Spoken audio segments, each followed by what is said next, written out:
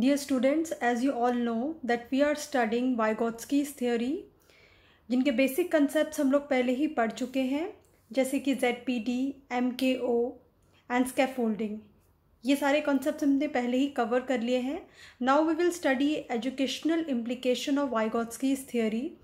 Vygotsky की theory पढ़ना क्यों ज़रूरी है, क्लासरूम में इसका क्या इम्पोर्टेंस है, क्यों एक टीचर के लिए इस थ्योरी को जानना ज़रूरी है।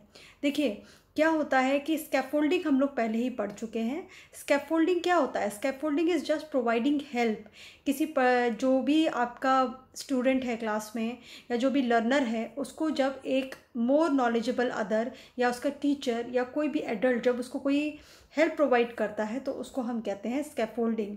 क्लासरूम में क्या होता है? क्लासरूम में कौन हेल्प प्रोवाइड करता है? क्लासरूम में हेल्प प्रोवाइड करते हैं टीचर्स।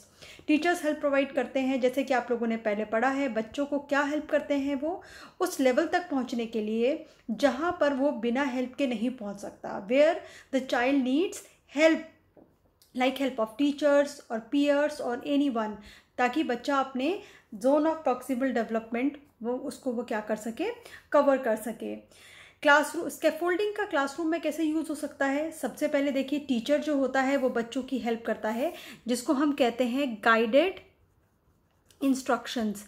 यानी आप बिल्कुल बच्चों को, ऐसा नहीं है कि आप बच्चे को बिल्कुल ही एक तरह से उसको स्पून फीडिंग करेंगे, बट एक टीचर एक बच्चे के लिए अगर मैं बोलूं कि गाइडेड इंस्ट्रक्शन कर सकता है, बच्चे को गाइड कर सकता है कि वो किस तरह से किसी टॉपिक को समझे या किसी भी चीज़ को वो अंडरस्टैंड करने के लिए टीचर बच्चे को गाइड कर सकता है, जिसे हम कहते हैं गाइडेड इंस्ट्रक्शन। जो भी पॉसिबल टिप्स है, क्यूज़ है, वो बच्चे को वो अवेलेबल करवा सकता है।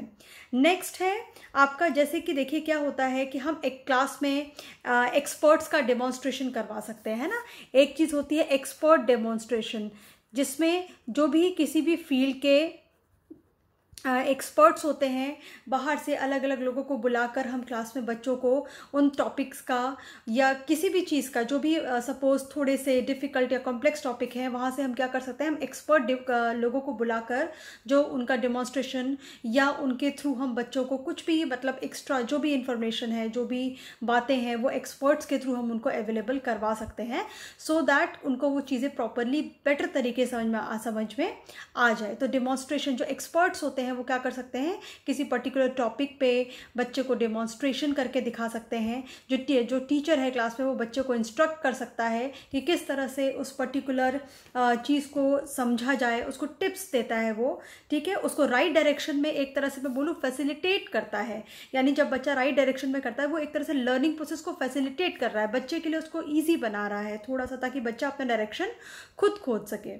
उसके बाद है कोलैबोरेटिव लर्निंग। कोलैबोरेटिव लर्निंग में क्या है कि क्या होता है कि क्लासरूम में अगर आप बच्चों को एक साथ कोई ऐसी एक्टिविटी या कोई ऐसा प्रोजेक्ट दें जिसमें बच्चों को इकट्ठे कोई काम करना हो, तो जैसा कि हमने पढ़ा है कि बच्चे क्या करते हैं, एक तरह से अगर मैं बोलूँ कि कुछ पीयर्स भी क्लास में ऐसे होते हैं, कुछ बच्चे भी क्लास में ऐसे होते हैं जो एक दूसरे से नॉलेज में थोड़े से कम या ज़्यादा होते हैं। तो अगर आप कुछ ऐसा एक ग्रुप बनाते हो, तो वो एक दूसरे से भी क्या करेंगे, वो लर्न करेंगे, वो नॉलेज को एक्सचेंज करेंगे। तो इसको हम कहते हैं कोलैबोरेटिव लर्निंग।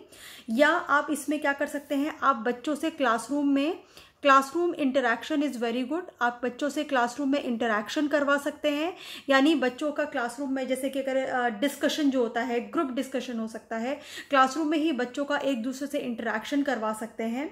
ये बहुत अच्छा एक तरह से तरीका होता है। एक आपका रेसिप्रोकल टीचिंग भी होता है। रेसिप्रोकल टीचिंग में इसमें क्या है कि जो ज़रूरी नहीं है, देखिए, कि टीचर ही बच्चे को सिखाए। कई बारी टीचिंग लर्निंग प्रोसेस में बच्चे भी टीचर को बहुत कुछ सिखाते हैं। तो this is known as reciprocal teaching, exchange of knowledge between learner and educators. उसके बाद नेक्स्ट है कल्चरल मीडिएशन। देखिए वाइगोत्स्की ने बोला है कि टीचिंग और लर्निंग में, यानी बच्चे को कुछ सिखाने के लिए कल्चरल मीडिएशन इज़ वेरी, उन्होंने बोला है ना कि कल्चर और सोसाइटी का बहुत इंपॉर्टेंट रोल है। कैसे? क्योंकि देखिए बच्चा अपनी कल्चर से, जिस कल्चर में वो रहता है, उस कल्चर से वो बहुत कुछ सीखता है। जैसे कि इसीलिए तो बच्चों को स्कूल में आप देखेंगे कि हमेशा अलग अलग तरह के फेस्टिवल्स बच्चों को सेलिब्रेट करवाए जाते हैं, चाहे वो असेंबलीज़ में हो, उनको अलग अलग टॉपिक पे एसेज लिखने के लिए दिया जाता है।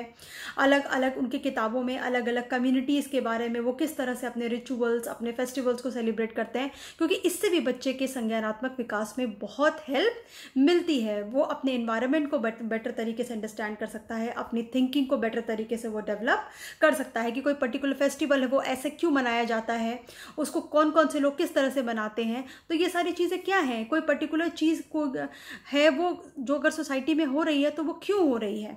सपोज़ अगर बोला जाए कि अगर हम ये बोलें कि दिवाली में अगर कोई दिया जला रहा है तो उसका क्या महत्व है, what is the importance of lighting diyas in Diwali, like what is like the base of festival in celebrating any kind of festival. So उससे क्या होता है, बच्चे की लॉजिकल थिंकिंग भी डेवलप होती है, प्लस उसका जनरल नॉलेज और सोशल इंटरेक्शन भी उसका बेटर होता है। इसके अलावा स्कूल में लैंग्वेज डेवलपमेंट में भी बहुत फोकस किया जाता है, क्योंकि वाइगोस्की ने कहा है कि बच्चे का जो संज्ञानात्मक विकास है उसमें भाषा का बहुत इफेक्ट है, क्योंकि जो नॉलेज एक्सचेंज है वो एक तरह से उसके लिए टूल का काम करती है लैंग्वेज। तो क्या होता है, अगर आपकी लैंग्वेज अच्छी है तो आपकी थिंकिंग कॉम्प्लेक्स होगी and diverse thoughts can be express through language. आप बहुत सारे अपने थॉट्स को लैंग्वेज के थ्रू एक्सप्रेस कर सकते हैं। इसीलिए स्कूल में फोकस करना चाहिए कि बच्चे की लैंग्वेज को आप जितना बेहतर बना सकें, क्योंकि बच्चे जितना ज़्यादा उनकी लैंग्वेज बेटर होगी उतना वो बेटर तरीके से नॉलेज एक्सचेंज कर पाएंगे, अपने थॉट्स को एक्सप्रेस कर पाएंगे और उतना क्लियरली सोच पाएंगे। So as you all know now कि वाइगोस्की के थ्योरी का क्लासरूम इम्प्लीकेशन बहुत इंपॉर्टेंट है। टीचर्स को क्लास में अगर वो उसको अप्लाई करते हैं तो उनकी टीचिंग लर्निंग बहुत इफेक्टिव हो जाती है, और जो उनके इंस्ट्रक्शनल आउटकम्स हैं जो वो चाहते हैं एक अपने लर्नर को सिखाना, वो बेटर तरीके से उसको अंडरस्टैंड कर पाएगा। Thank you so much.